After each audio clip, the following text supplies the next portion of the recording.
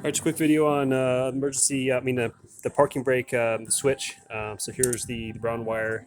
Um, the wire was super thin, actually just now broke on me. Pried it out a little bit out of the unit.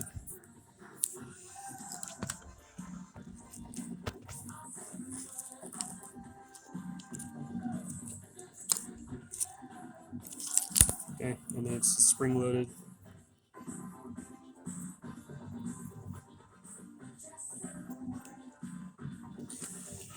And in the car, switch wire, the new wire just comes down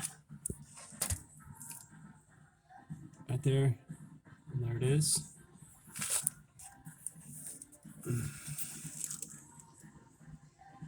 Sucker plugged in, and then it's all ready for when I put in the parking brake assembly.